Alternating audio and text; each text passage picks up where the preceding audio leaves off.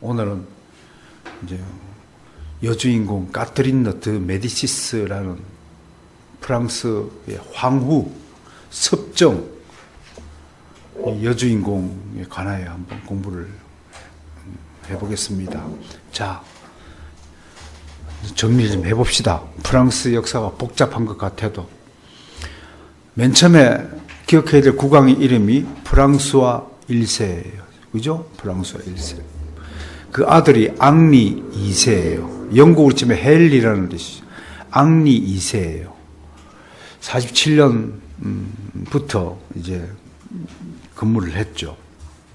그런데 이 양반이 참 요상하게 죽어요. 여러분 아시다시피 당시 프랑스를 능가하는 강대국이 누굽니까? 스페인. 당시 그때 이름으로는 에스파니아. 에스파니아가 신성 로마 제국을 다 차지하고 강대국이라고. 그때마다 영국도 쪽도 못 쓰던 시절이에요. 엘리자베스 1세 여왕 때 이제 이게 무적함대, 스페인이 무적함대를 거꾸로 때려가지고 영국이 해양권을 장악하지만 그 전까지입니다. 스페인 이 범선들, 해양 대제국, 무시무시한 국가가 됐죠. 항상 싸움을 붙는 거예요, 프랑스하고. 그러니까 이제 앙리 2세가 아버지 때 벌써 샤를 대제하고 한 4차례 싸움을 붙었다가 1승 1무 2패를 하거든요. 그러고 감옥에 잡혀가지고 1년 동안 바르세유 감옥에 갇혀 있고 그러잖아요. 근데 누나인 마르그리트 덩굴렘이 또 빼주고 보조금 지불하고 빼내주고. 그러니까 이제 앙리 2세 아들 입장에 보니까 이거 에스파니아하고 붙어갖고는 별로 이렇게 얻을 게 없으니까 그 에스파니아 국왕이 또 그 아들 카를 대제 아들이 누구냐면 펠리페 2세요. 에스파니아 국왕은. 그러니까 앙리 2세가 앙리 2세가 자식이 많아요. 자, 프랑스와 2세, 샤를로 9세, 앙리 3세, 그 다음에 이제 꽁대 왕자 프랑스와, 요게 이제 아들이에요. 딸은 2사람이에요. 엘리자베스, 그 다음에 마르그리트, 이렇게 이제 딸이 돼요. 그러니까 앙리 2세는 이 펠리페 2세하고 자꾸 싸움이 붙으니까 안 좋으니까 자기 딸 엘리자베스, 큰딸 엘리자베스하고 펠리페 2세하고 결혼식을 딱 시켜요. 결혼식 날 당시에 이제 축하 공연이 있어요. 요즘에는 BTS나 이런 애들 나왔고 축하하지만 당시에는 이것들이 축하 공연을 하는 것이 저쪽 장수, 이쪽 장수하고 이제 마상 지압하는 거예요. 알죠? 여러분, 흰 창이 해가지고 말로 저쪽에서 달르고 이쪽 달르고 먼저 찔러가지고 넘어뜨리기. 그러니까 이제 이 앙리 2세가, 그럼 왕이면 지가 이제 부하들 시키면 될 텐데, 이게 또 우쭐 해가지고 말이야. 좀 맨 처음에 가가지고 한 2사람을 거꾸로 때려서 앙리가. 그 기고가 만장해서 사실은 이제 적국의 왕이지만 에스파냐 장군들이 일부러 져줄 수도 있잖아요. 왕이 체면이 있는데. 그것도 모르고 나와라! 나를 이길 자 누구냐? 그러다가 진짜 이제 저쪽에서 오이씨, 그만하지, 뭘 또 더 한다고. 진짜 붙어볼까? 그러다가 붙어갖고 창에 오른쪽 눈이 찔려가지고요. 10일 만에 끙끙 앓다가 파상풍에 걸려갖고 죽어버려요. 앙리 2세가. 근데 이때는 벌써 애들이 어릴 때란 말이에요. 큰아들 프랑스와가 이제 겨우 10살이야. 그래도 어떻게 왕이 돼야 되잖아요. 프랑스와 10살이에요. 그런데 얘도 몸이 약해, 얘는 또. 1년 만에 죽어버려. 그 후임에 이제 샤를로 9세 둘째 아들이 10살 때 또 왕이 또 돼. 7살 때인가 8살 때인가 왕이 돼. 그러니까 한 14년간 왕이 올라요. 그것도 이제 독살당해. 그 이어서 또 앙리 3세. 이거 왕이 되는데 왕이 어리니까 누가 정치를 대신해야 돼요? 엄마, 앙리 2세의 황후가, 엄마가 뭘 해요? 섭정을 하는 기라. 오늘은 그 섭정하는 그 여자 황후 이름이 중국에도 유명한 여황제가 있었죠. 그죠? 프랑스에도 이렇게 여왕이 있고, 또 스코틀랜드에 피의 여왕 메리가 있었고, 영국에도 엘리자베스 여왕이 있었지. 여왕들이 이렇게 참 정치를 이렇게 좌지우지한 시절이 있었다. 그래서 오늘은 그 앙리 2세의 황후이자 프랑수아와 샤를과 앙리 3세의 모후였던 까트린 드 메디시스예요. 이 여자의 정치술에 대해서 오늘 좀 잠깐 언급을 해 보겠습니다. 결론적으로 이 여자는 참 불행한 여자였다라는 것이 이야기입니다. 왜냐하면 남편 일찍 죽었죠. 큰아들 1년 만에 병사했죠. 둘째 아들 독살당했죠. 셋째 아들도 독살당했죠.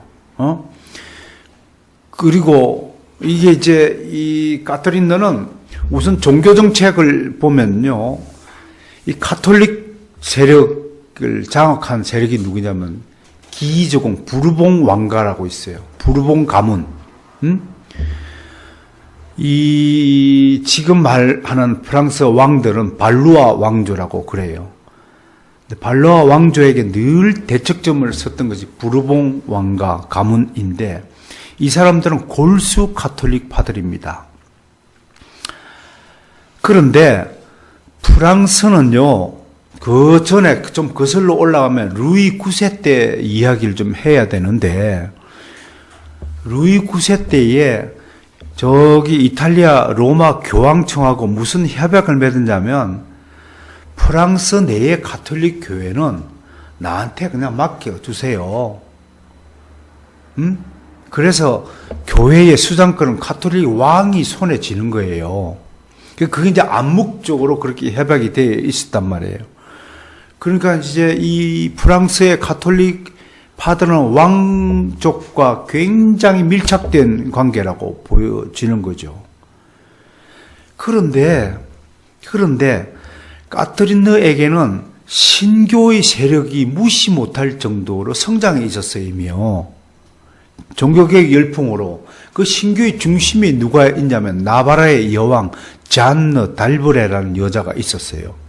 이 여자가 배자를 초청해갖고 1560년에 배자를 초청해가지고 자기가 통치하는 나바르 지역만큼은 우리는 신교를 채택한다, 가톨릭 예배 안 드린다, 이렇게 돼버린 거예요. 거기다가 우리 지금까지 다뤄본 르페브르라든지 이런 인문주의자들이 가담하고 말이에요.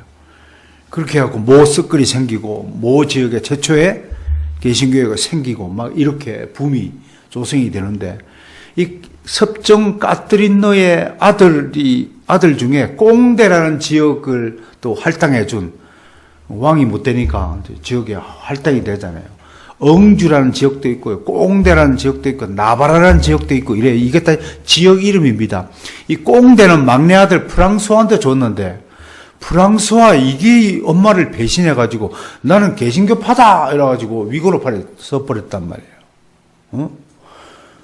그리고 이제 막내 딸이 마르그리트예요. 마르그리트.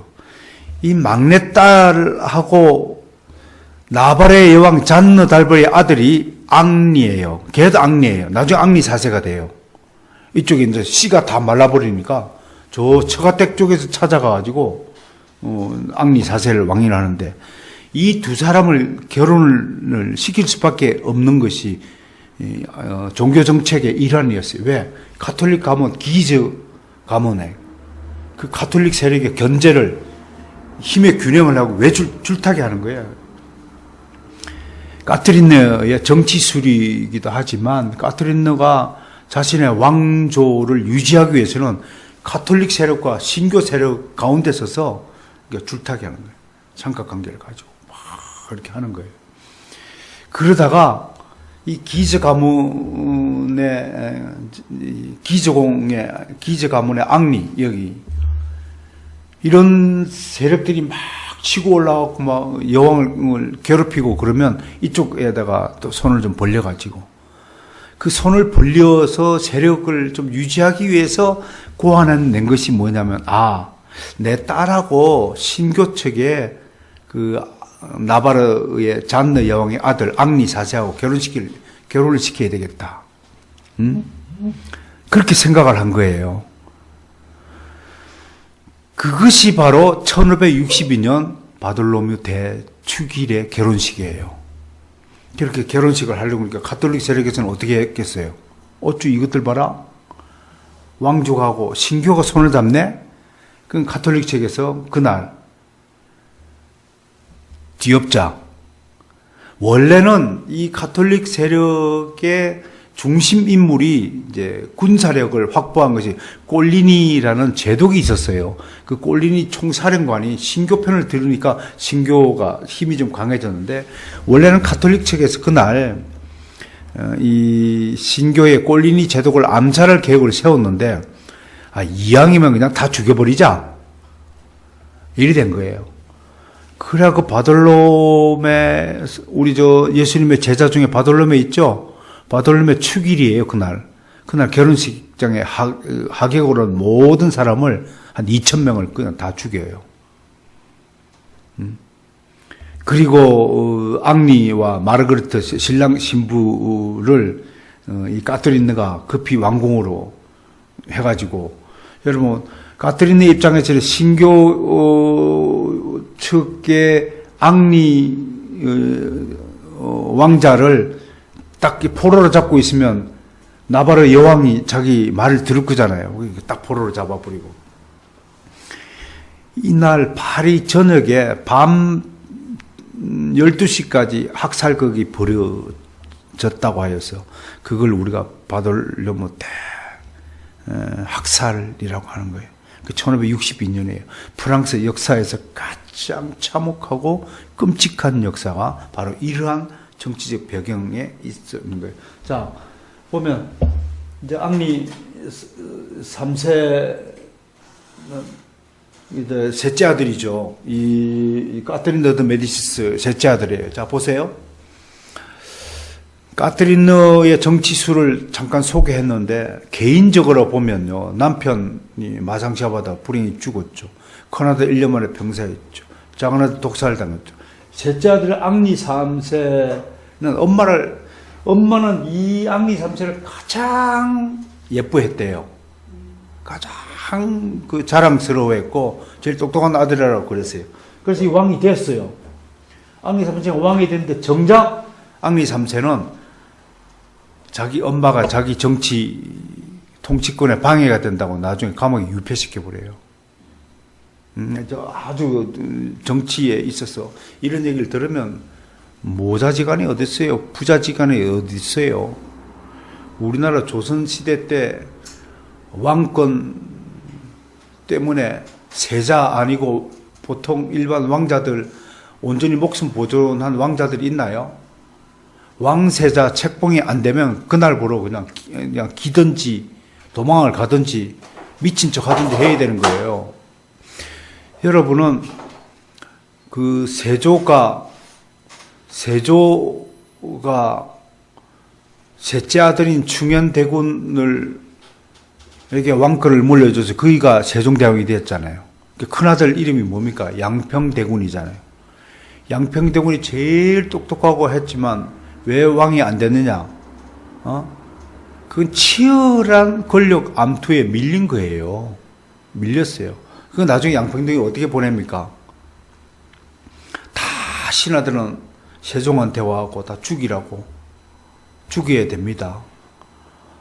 화근의 싹은 잘라야 됩니다. 그게 다 정치술이었죠.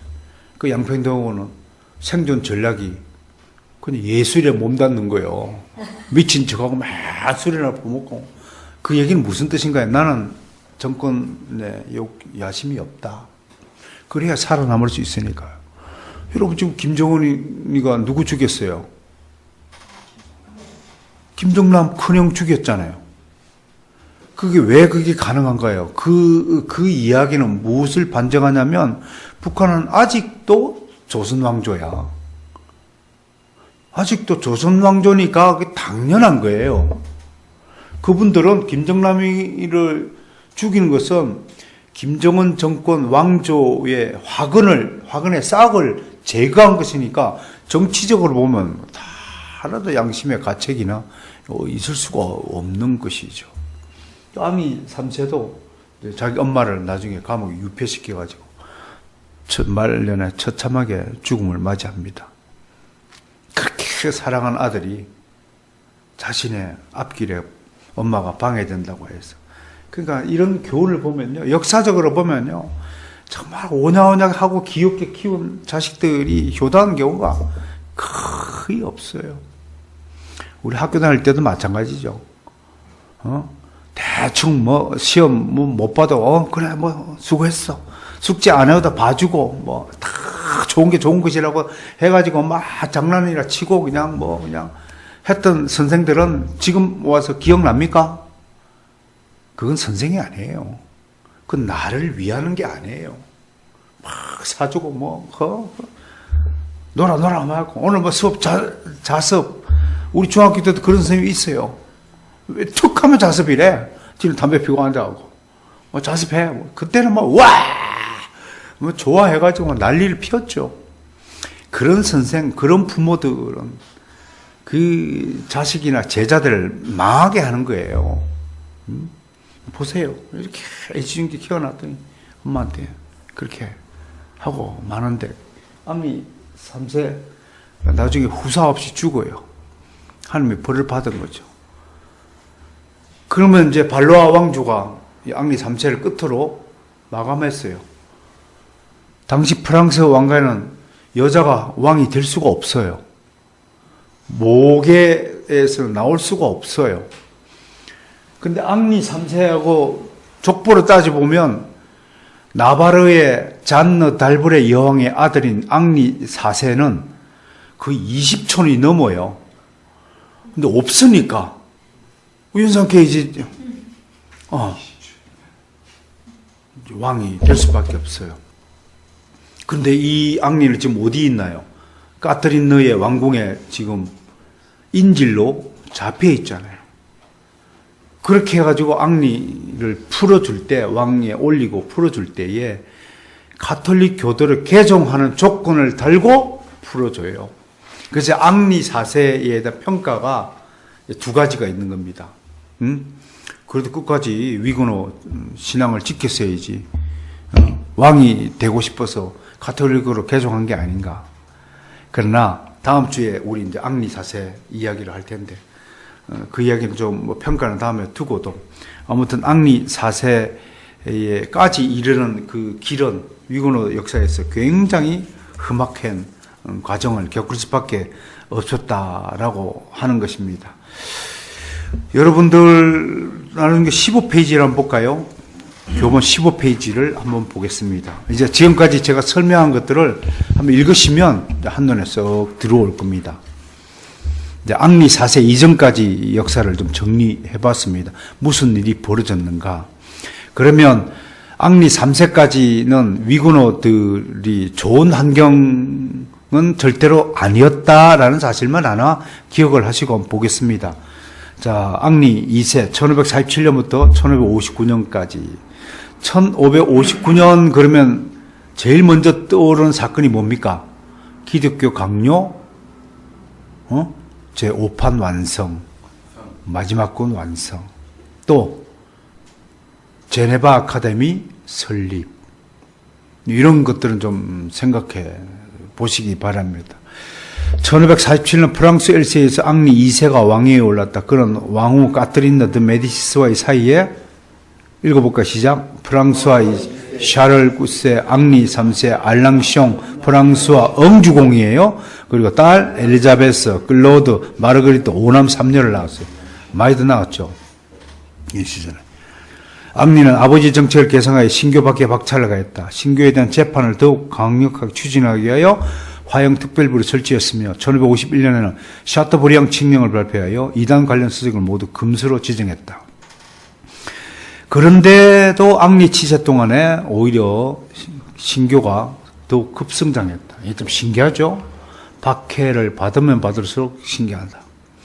저는 개인적으로 이제 이 정부가 어떻든 반기독교 정책을 여러 가지를 지금 입안하고 시행하고 또 몰래 지금 조사 중에 있는 것으로 그렇게 뭐 소문도 나고 하는데 뭐 근거 없는 소문이 되길 원합니다만, 만약에 그런 그 박해의 시도가 있다면 오히려 역사적으로 볼 때 이게 기회다.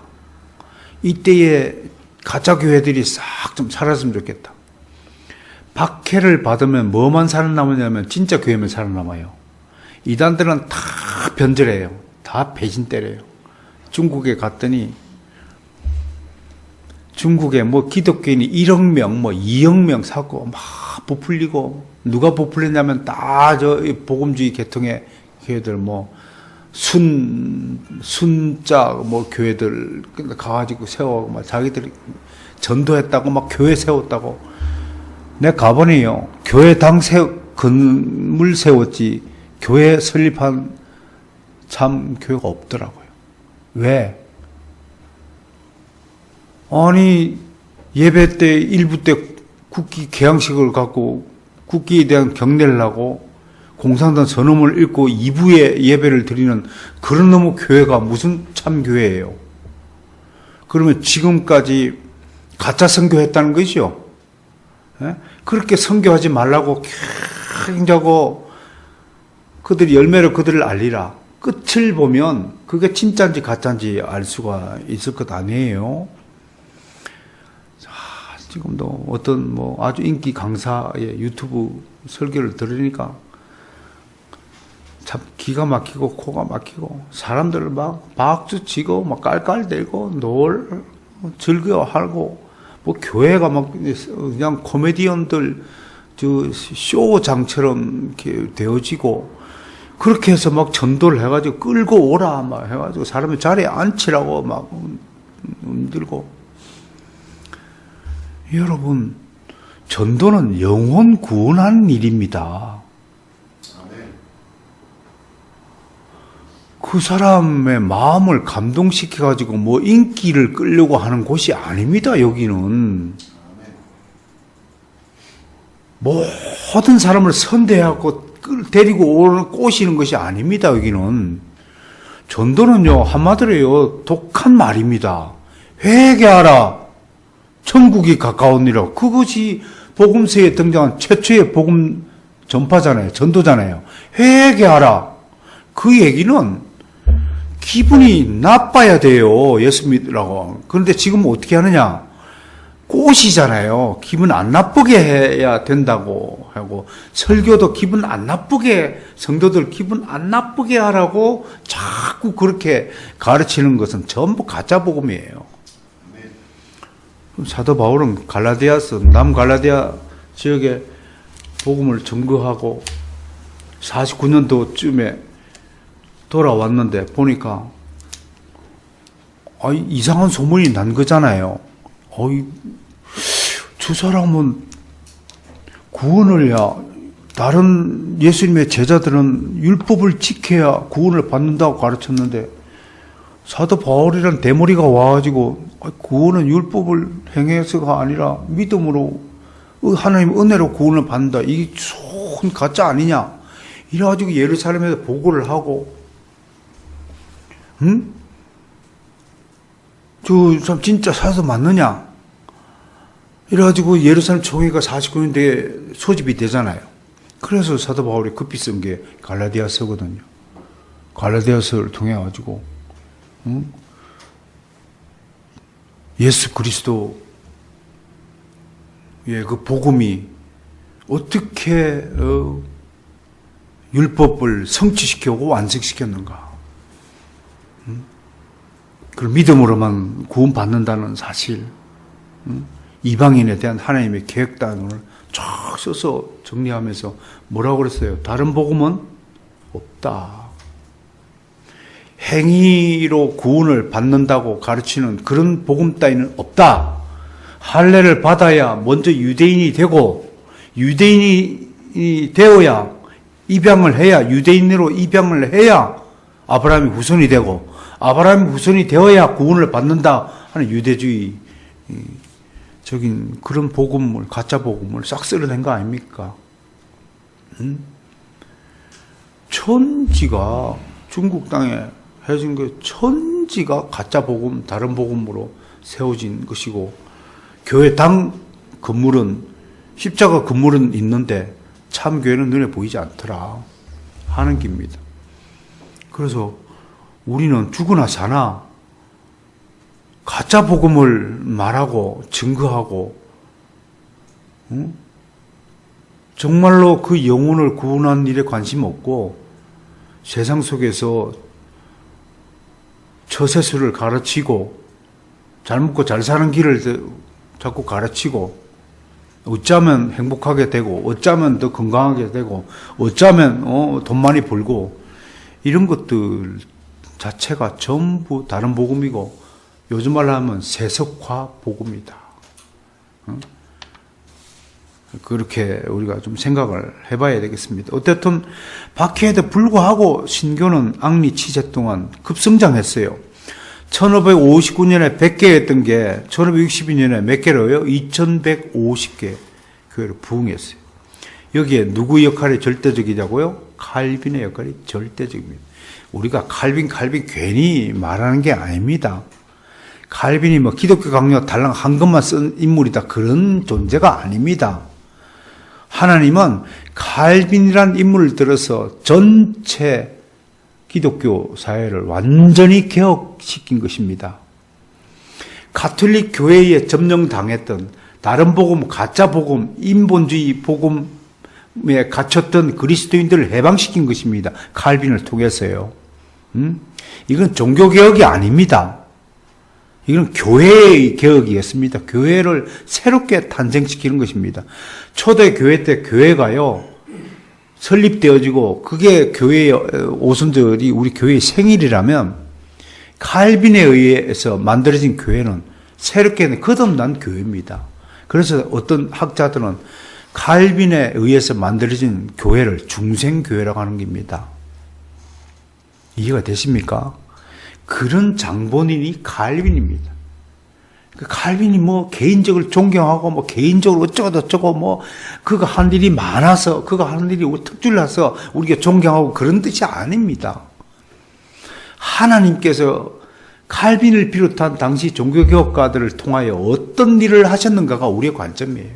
그 중에서 칼빈을 통해서 하신 하나님의 그 위대한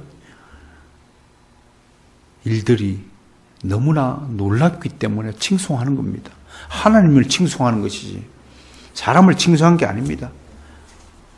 칼빈을 통한 하나님의 일은 그의 역할과 영향력이 거의 절대적이었다라고 얘기하는 것입니다.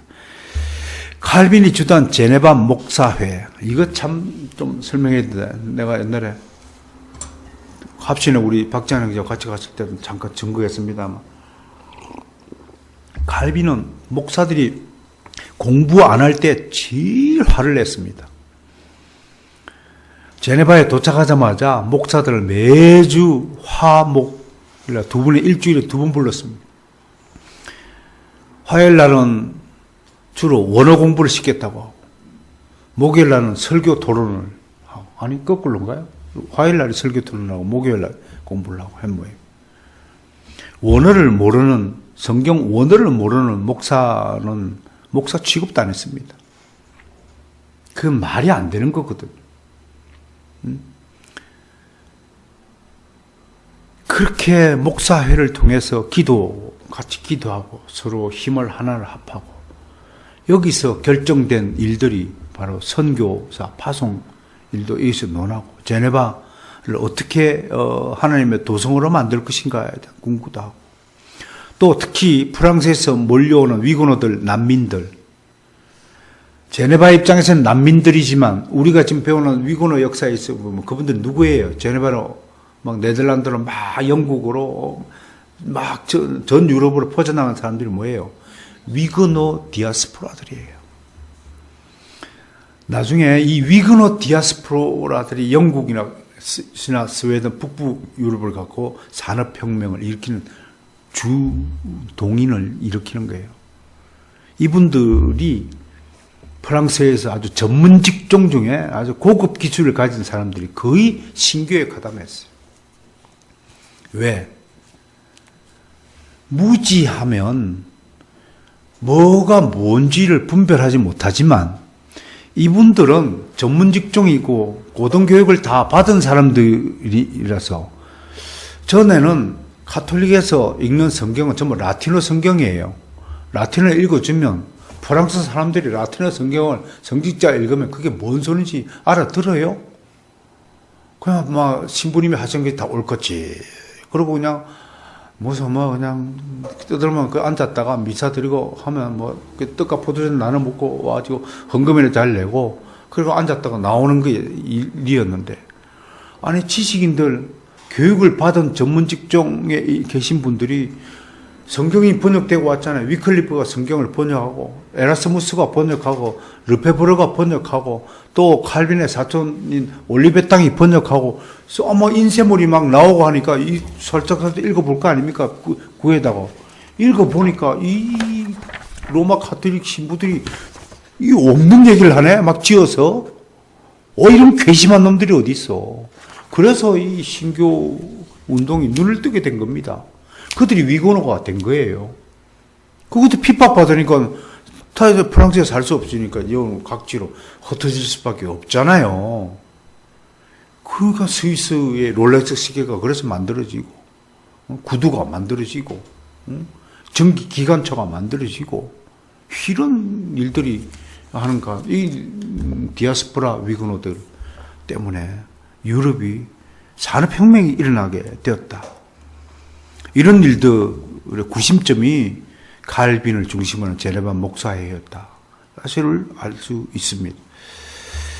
그래서 목사회는 1550년부터 62년 사이 7년 사이에 몇 명의 선교사들 해외로 파송했어요. 118명. 최초의 선교사가 어디냐면 브라질에 2명을 보냈어요. 요거 이제 브라질에 보낸 왜 2명이냐면 이제 형제간이라고도 하고 부부간이라도 하고 정확하게 잘 모르겠습니다만 이렇게 얘기를 합니다. 왈도파 거주지 삐에몽의 10명. 이야, 왜 그럴까요? 왈도파가 도와달라고 그랬잖아요. 그죠? 올리베땅 성경 번역 자금을 대고 또 벨직 신앙에서 칼빈에게 제네바를 보내가지고 배우게 해가지고 벨직 신앙 고백 작성해가지고 왈도파가 그동안 숨어 있다가 12세기 때부터 시작된 이 왈도파 신앙들이 알프스 산 아래에서 한 20개 지역 마을에 딱 잠재있던 이분들에게 종교개혁이 시작했다는 걸 알려주기 위해서 10명을 보냈다는 겁니다. 여러분, 칼빈 목사님이 하신 일을 보면요, 이건 사람의 능력이 아닙니다. 모든 분야에 다 관여했어요. 모든 분야. 그 와중에도 거의 1000편 이상의 편지를 쓰고 매일 편지 쓰고 매일 글 쓰고 매일 주석하고 매일 설교하고 매일 구제하고 매일 봉사하고 매일 선교하고 매일 회의하고 매일 학술 토론회하고 매일 의회 의원들하고 싸움하고 설득하고 협박당하고 그러면서 매일 저녁마다 끙끙 앓았대요. 얼마나 아팠는지. 박지한이 저는 고양이라도 좀 키웠으면 얼마나 좋았을까요? 그 선교사 10명이 순교했고요.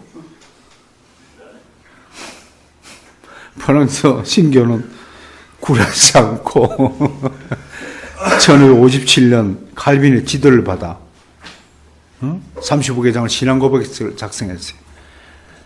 여러분 이거 잘 보세요. 어디든지요, 칼빈이 항상 주장하는 게 뭡니까? 신앙이 딱 공동체가 생기면 뭐부터 만들라고요? 신앙 고백서. 저기 뭐 만들었어요? 우리의 신앙 고백. 교회 공동체가 생기면 딱 우리의 신앙 고백부터 만드는 거예요. 저게 뭐예요? 저게 우리의 신앙 정체성이에요. 우리의 믿음은 이런 믿음입니다 라고 고백하는 거예요. 왜 고백해요? 만천에 알리는 거예요. 나는 그리스도인입니다. 라고 알리는 거예요. 나는 가짜 그리스도인이 아니라 나는 진짜 그리스도인입니다. 라는 것을 알리는 것이 우리의 신앙 고백이에요. 칼빈이 왜 이 신앙 고백서를 만들자고 주도했을까요? 프랑스의 진짜 신앙 공동체는 누구? 위그노들이다. 이 신앙 고백서에 서명한 사람들을 위그노라고 하는 겁니다. 지금까지 신교라고 그러지만 이제 고백서가 등장하는 겁니다. 이 뒤로 우리는 이제 명칭을 전부 다 위그노.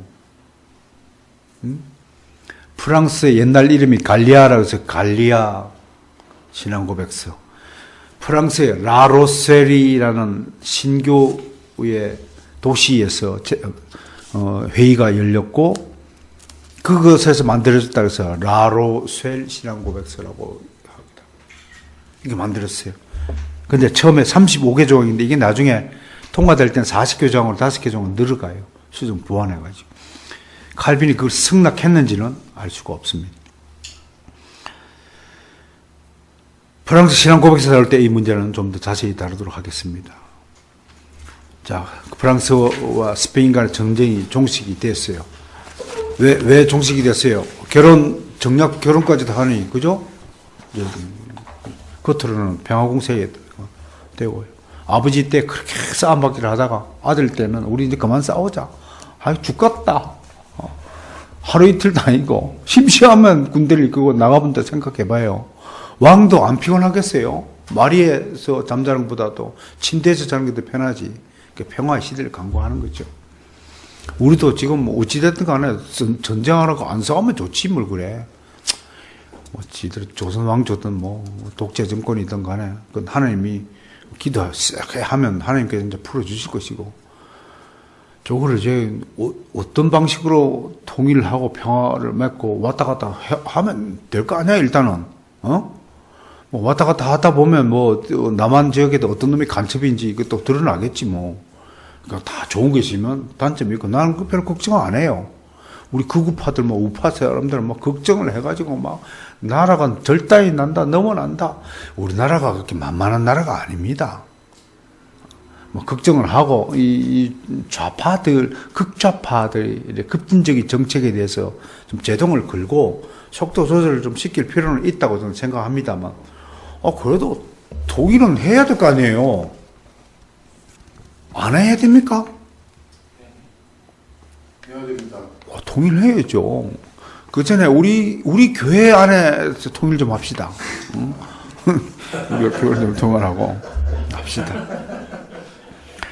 평화협정을 앙리에서 스페인과 평화협정을 맺고 향후 150년 동안 이탈리아에 대한 스페인의 통치권을 인정하였다. 그 전쟁이 뭐예요? 이탈리아 교황을 누구 손아귀에 쥐느냐 그 얘기거든. 그 스페인한테 줘버린 거예요. 앙리 판단 잘한 거지 뭐. 그 평화 시대였고. 근데 마상시합에서 이제 찔리고 죽어버리고 말아요. 이때부터 이제 프랑스의 왕권이 흔들리기 시작하는 거예요. 왜? 애들이니까. 그래서 프랑스의 2세 보세요. 1년 만에 죽어버려요. 2세 왕이 올랐는데 얘가 누구랑 결혼했냐면 스코틀랜드의 메리 스튜어트 여왕과 결혼했어요. 그러니까 나중에 메리의 아들이 왜 프랑스 왕이라고 주장하냐면 요 결혼 때문에 그래요. 결혼 지 1년도 안 했어요. 어려요. 왕이 어린 까닭에 모후 까트리나 어디가 프랑스에 있어있는 까트리나 보시면 여기 보시면 이 까트리나가 상당한 미인이었다 이렇게 보는 거예요. 그런데 동양적인 그 미모를 가지지 않았나요? 쌍꺼풀이고요. 몽고 우랄라타 쪽은 아니에요. 보면 이제 쌍꺼풀 지고 상당히 미인이었다고 합니다. 얘는 이제 이탈리아 출신으로 열렬한 가톨릭 교도였으며 매우 잔인한 통치자였다라고 합니다. 아무튼 그 1562년 아까 바돌로메 대학살 사건을 승인한 거 보면 보통 여자가 아닌 거예요. 아주 독한 여자인 거예요. 그 정권에 눈이 멀어버리면 여자들이 더 무섭다고 하잖아요. 교도소 가도 여자 반장이 더 무섭답니다. 죽인답니다. 나 군대에 있을 때 바로 옆에 여군 부대가 있었는데 어떤 날은 저녁 때는 막 비명소리가 들려. 우리도 그렇게 안 패는데 막 뾰족 구두로 막 등을 찢고 막 그런데요. 활딱벗기하고 뭐 연변장 막 오리그름 시키고 막 별짓 다 하는. 여군 부대는 뭐 누구도 타지 못하는 거 아니고 여군 대장 최고예요. 허약한 프랑스 이세 1년 만에 병사하고 말았어요. 이를 틈타 전국의 주도권의 신교를 극히 혐하는 누구 가문? 기즈 가문. 이런 거 잊어버리면 안 돼요. 프랑스의 기즈 가문. 그러면 이게 이제 나중에 종교 전쟁을 일으킨 장본인이란 말이에요. 위그노와의 종교 전쟁.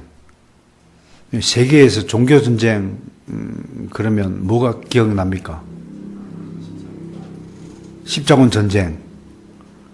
또 아일랜드와 영국 간의 종교 전쟁이죠. 지금 아일랜드가 북아일랜드와 아일랜드로 나눠져 있고, 북아일랜드는 성공회나 장로교 지역이고 남쪽에 있는 아일랜드는 가톨릭 국가로 돌아갔죠. 회귀했죠. 가톨릭 교도들의 전쟁이 아일랜드 전쟁이에요. 뭐 유명한 영화도 있고 아이리시 같은 것도 있고.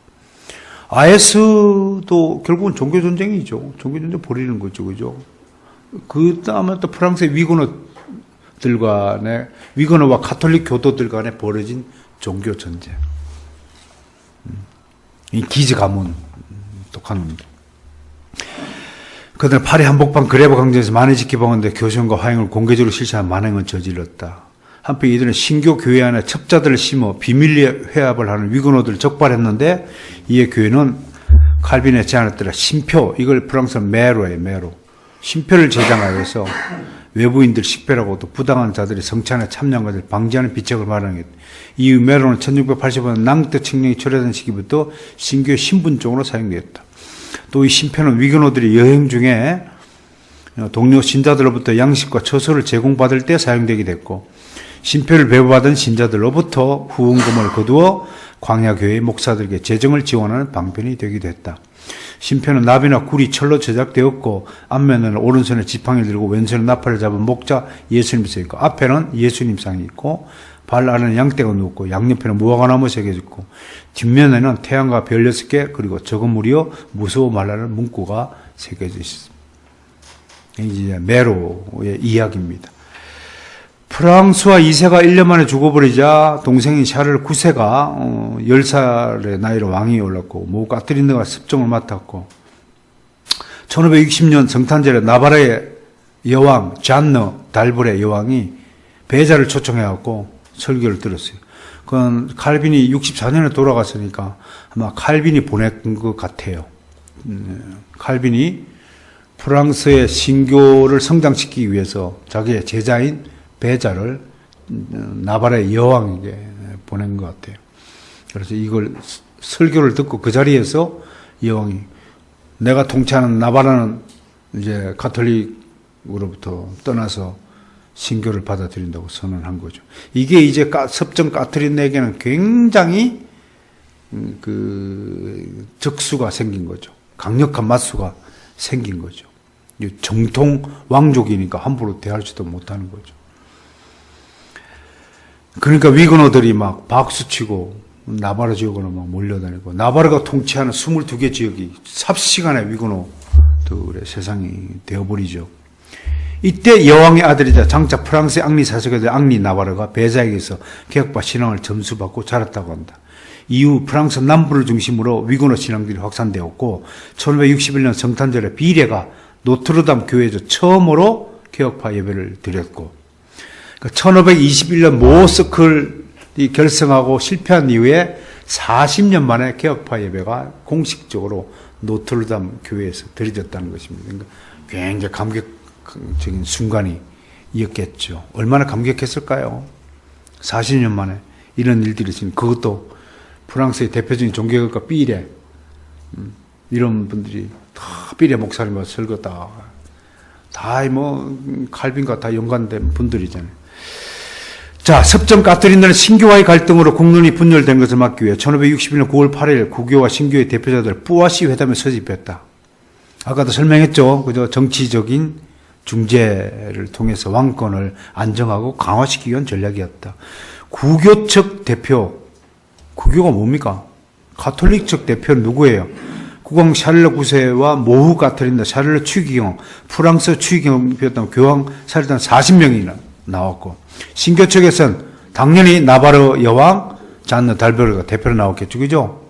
그 다음에 아들 앙리 나바르, 그 다음에 배자가 인사한 12명이 대표다. 그 몇 명인가요? 40대 14예요.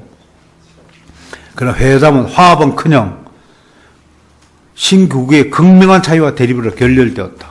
모후 까트린다는 1562년입니다. 1652년 6자 5자가 바뀌었네요. 1월 17자로 생제르맹 칙령을 반포하고 신교를 위해 제한적인 자유를 허용했다. 가톨릭 대표들은 시종일관 다시 돌아오시오, 가톨릭 교회로. 그 이상 그 이하도 없습니다. 그렇지 않으면 다 탄압하겠습니다. 이제 잔느 달벌의 여왕에 관한 이거는 이제 그 논문도 아니고 소설 이야기인데, 나의 왕국에 한 발짝이라도 들어놓는 순간 발을 자르겠다. 뭐 이렇게 여왕이 아주 단단하게 선포하고 뭐 그런 이제 소설 같은 이야기가 있었으니까, 이제 섭정 까트린데 입장에서는 이 가만히 놔두면 안 되니까 칙령을 발표해가지고, 칙령은 뭔가요? 협정은 둘이 합의해서 하는 거고, 칙령은 회담이 결렬됐을 때 일방적으로 선포하는 거죠. 지금 하노이 회담이 결렬됐잖아요. 응? 서로 이제 조건이 안 맞은 거죠. 또 북한이 이번에 미국의 정보력을 너무 우습게 봤던 건 아닌가 생각해봐요. 다 알고 있는데 거짓말 하니까 들통이 나가지고 이러는데, 그 칙령을 발표하니까 이제 위군어들에게 이제 완전한 자유는 아니지만 예배의 자유, 신앙의 자유를 허용한 거예요. 그러니까 기지 가문에서 가만히 있어요, 안 있어요? 가만히 안 있죠. 이제 좀 가닥이 좀 잡혀요. 프랑스의 위군어 이 전쟁사 좀 가닥이 좀 잡히죠. 한 기즈, 귀신 같은 놈들이에요, 이 놈들이. 그러니까 이 기즈 가문 반발했죠. 왜? 부르봉 왕조의 자존심을 갖고 있는 프랑스의 왕족의 한 축이니까. 얘들은 또 이탈리아 교황청하고 아주 긴밀한 연대관계를 갖고 있고. 1562년 3월 1일 한 무리 군대를 이끌고 노르망디의 작은 마을 바시를 여행하는데, 기지의 프랑스와 공작이 위군어들의 예배를 목격했어요. 그냥 끌고 와가지고 69명을 죽임을 당했고 200명 이상 위군어들이 부상을 당하고 학살을 당하고 돌아가는데, 여러분 이 영화 제목이 내가 기억 안 나는데, 숲속에서 그 위군어들의 피신 생활하는 그 영화가 있어요. 그 이제 화를 쏘는 나무 사이에 슉 가서 쏘아주고 죽인다고 해요. 그래서 화살에 맞아 죽어요. 총에 맞아 죽어요. 그 총을 쏜 위군어는 체포돼 지독한 고문대 화형을 당했고요. 배자는 이 학살을 비난하면서, 이때 만들어진 게 그겁니다. 배자의 모루망치 유명합니다. 모루가 망치들을 많이 소모시켰다. 모루가 뭐예요? 받침, 망치. 원래 이렇게 두들기면 누가 다쳐야 되냐면 모루가 다친다고 하는데, 배자는 모루는 너무 단단하고 망치는 안 단단하니까 나중에 망치가 마모되었다고. 그러니까 위군어들을 때리는 가톨릭이 결국은 소모되어진다, 이런 표현으로 배자. 그래서 이 사건으로 이제 향후 30년 동안 벌어진 전쟁이, 총 8차례에 의해서 벌어진 전쟁이 위군어 전쟁입니다. 총 나중에 이제 아홉 번째 이제 끝이 나는데요. 말 마세요. 요 내용이 이제 종교 전쟁입니다. 뭐 시간 관계상 종교 전쟁은 다음 주 해야 되겠네요. 이제 이때에 이제 우리가 좀 유념해야 될 것은, 이제 위군어들도 총을 들고 무력 항쟁을 해요. 가톨릭 마을을 급습해갖고 또 죽여요. 이런 것들 때문에 사실은 이제 칼빈이 그것을 지지하지 않으니까 이때부터 위그너들과 칼빈 사이에 균열이 좀 생겼다라는 평가가 나타나고요. 또 이때 당시에 같은 시기에 스코틀랜드에서는 또 피해 유황 메리 스튜어와 또 신교들 종교개혁가들과 전쟁이 나잖아요. 에딘버러 성을 포위하고 이때 프랑스의 가톨릭 군대가 스코틀랜드를 가가지고 이 공격을 에딘버러를 함락시켜갖고 낙서를 잡아가지고 1년 19개월 동안 노예설에 포로로 끌고 와갖고 노예를 삼아버리잖아요. 올 때 무시무시한 일들이 벌어지는데 그때 이제 낙서가 편지를 써가지고 선생님 칼빈 선생님 임하는데 무료 황장인데 어떻게 생각하느냐 했더니 칼빈이 이제 적답을 하지 않죠. 근데 적답을 하지 않았다는 것은 저는 이제 어떻게 해석하냐면 인정하지 않았다라고 해석을 하는 겁니다. 우리가 이러한 무력 항쟁을 어떻게 봐야 될 것인가?